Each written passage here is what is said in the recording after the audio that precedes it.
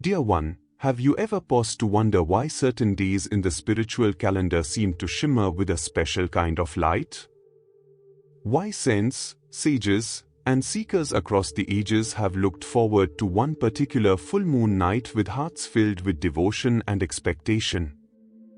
That sacred night is Guru Purnima, a day not born of mere tradition, but one woven into the very rhythm of the cosmos. It is said that the spiritual energies on this day are so profoundly aligned that even a moment's sincere prayer or meditation can uplift the soul more than countless days of routine practice. But what makes Guru Purnima so uniquely powerful? Why do masters say that the grace of the Guru, the remover of darkness, flows 1,000-fold more freely on this day? And how can you, a sincere seeker on the path, truly receive and make use of this rare opportunity? These are questions every devoted heart must ask. For it is not through blind ritual, but through right understanding and inner preparation that we can unlock the deeper mysteries of this day.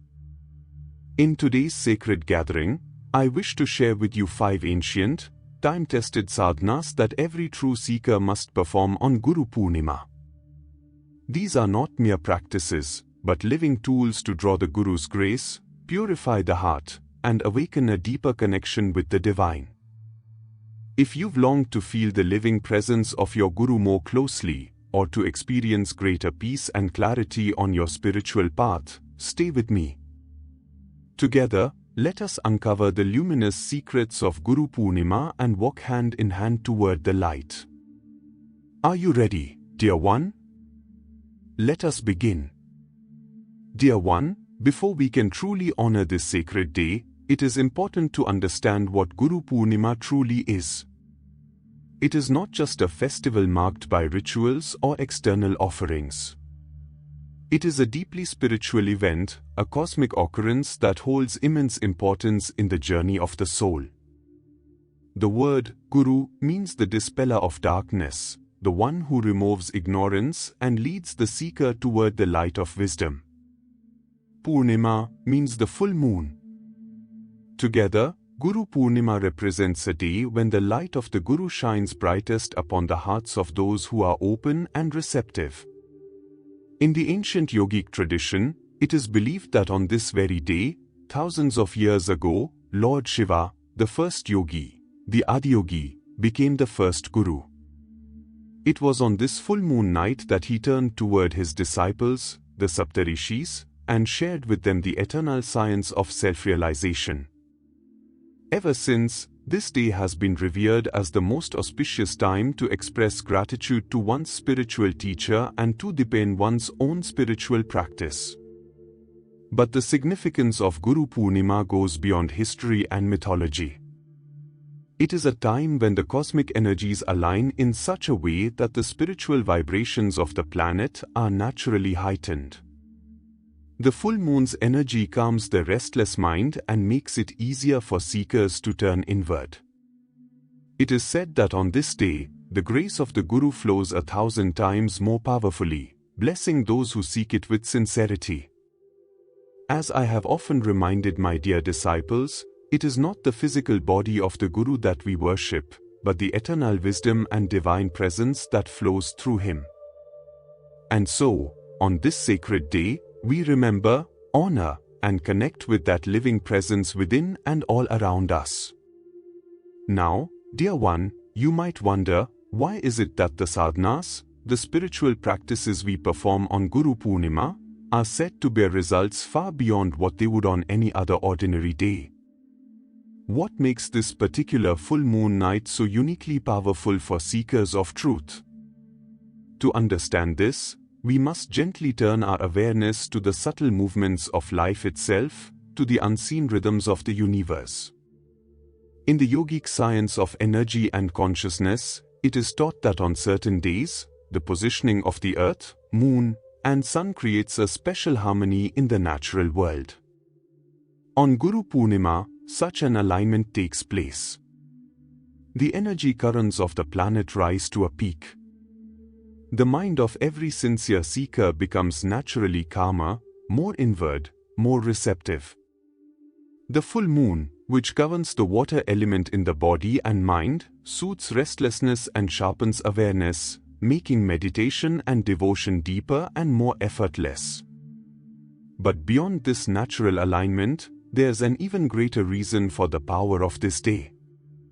It is said in the spiritual scriptures and affirmed by masters of every tradition, that the grace of the Guru, the silent, loving, guiding force behind every seeker's awakening, flows freely and abundantly on this day.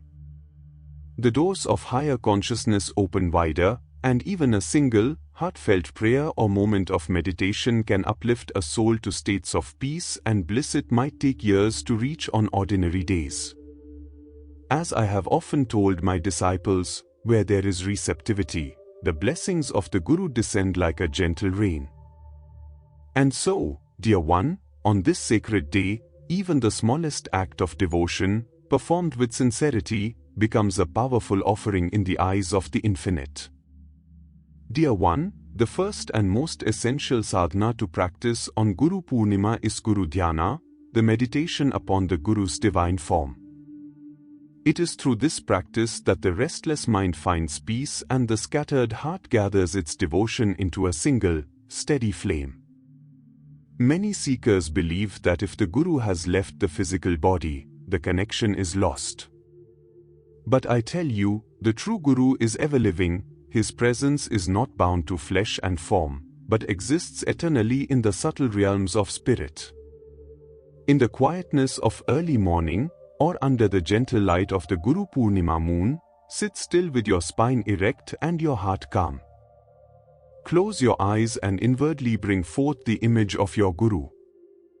See him seated before you, radiating infinite peace and boundless love.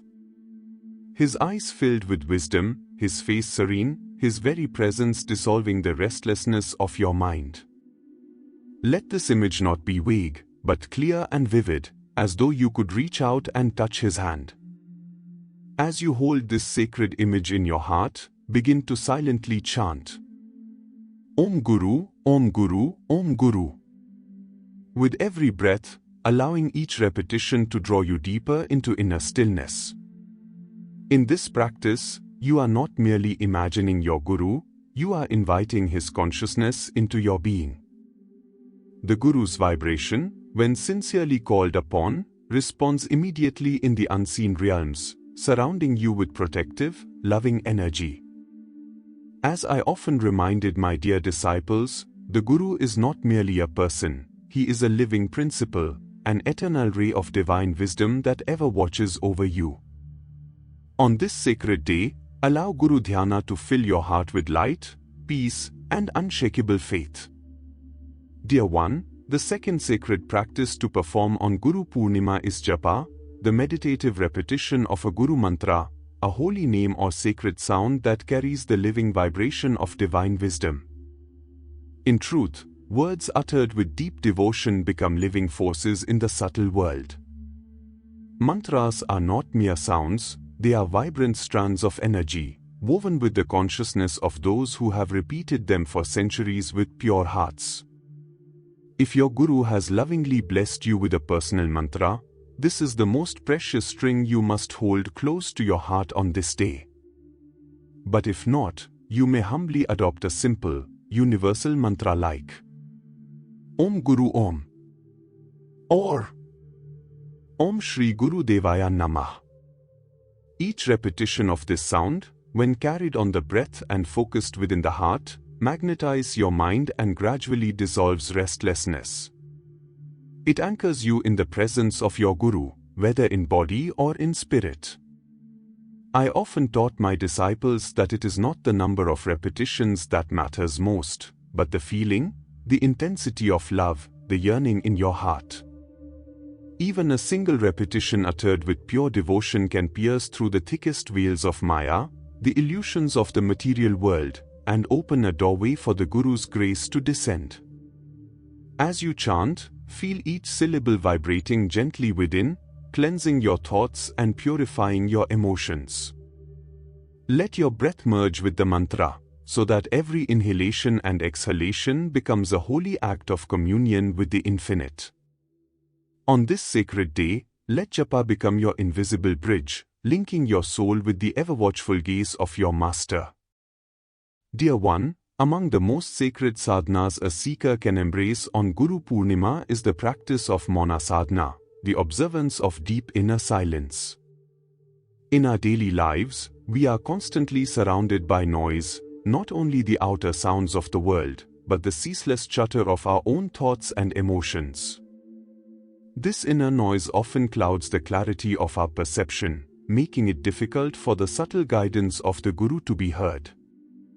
But in silence, the soul naturally remembers its divine nature. On this holy day, I encourage you to set aside a few hours, or, if possible, the entire day, for inner and outer silence. Refrain from unnecessary speech. Withdraw your attention from the distractions of the senses. Speak only if it serves a necessary, kind, or spiritual purpose. Turn your gaze inward and become an observer of your own thoughts. Watch them arise and dissolve, like clouds floating across a boundless sky. As I have often shared with my disciples, silence is not emptiness, it is the language of spirit. It is in this profound stillness that one feels the gentle presence of the Guru most intimately. The restless mind settles, the heart grows tranquil, and the light of wisdom quietly begins to dawn.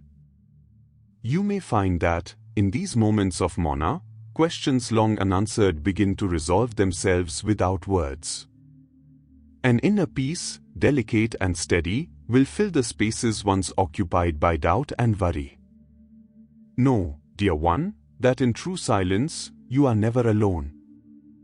The Guru's loving presence surrounds you more completely when the noise of the outer world subsides. Let this sacred silence on Guru Purnima become your altar of communion with the Infinite. Dear one, the fourth sacred sadhana on Guru Purnima is the beautiful practice of Guru Dakshina, a selfless offering meet to the Guru, not merely in the form of material gifts, but as a heartfelt expression of love, gratitude, and humility. In the ancient spiritual tradition, disciples would offer a token of their devotion to the Guru as a symbol of their readiness to receive higher wisdom. It was never about the value of the offering, but the purity of the heart behind it. On this auspicious day, you too are invited to give. If you have a living Guru, you may offer flowers, fruits, or even a simple candle at your altar or temple.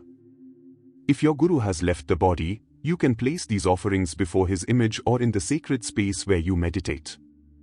Even the most humble act, done with sincerity, reaches the heart of the Master.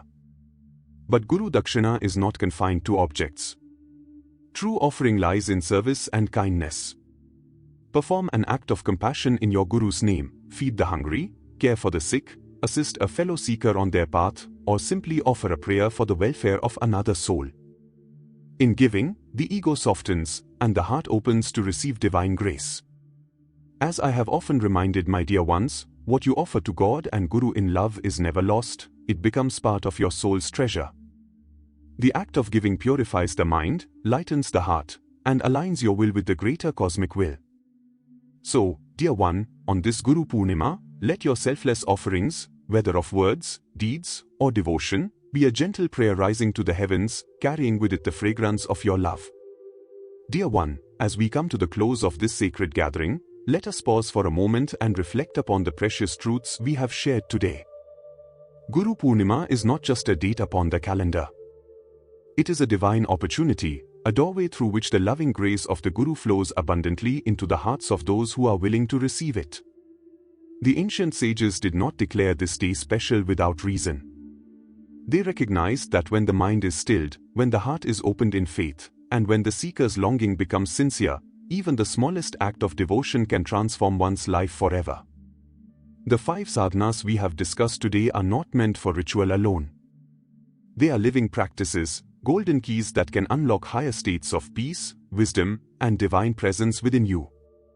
Whether it is the stillness of Guru Dhyana, the sweet repetition of a sacred mantra, the healing quiet of inner silence, a selfless offering of love, or the heartfelt resolve to transform an old weakness, each of these sadhanas carries the potential to bring you closer to your true self and to the ever-watchful gaze of your Guru. I encourage you, dear one, to not let this sacred knowledge remain as words alone. Take up one or more of these practices this Guru Purnima and experience for yourself the peace, strength, and joy they bring.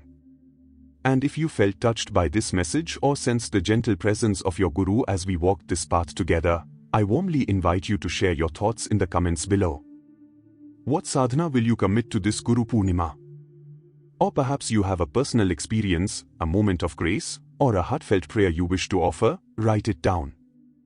Let this space become a gathering of sincere hearts, united in devotion. If this message uplifted your spirit, do remember to like this video, subscribe to our channel, and gently press the bell icon so that you never miss these sacred sharings.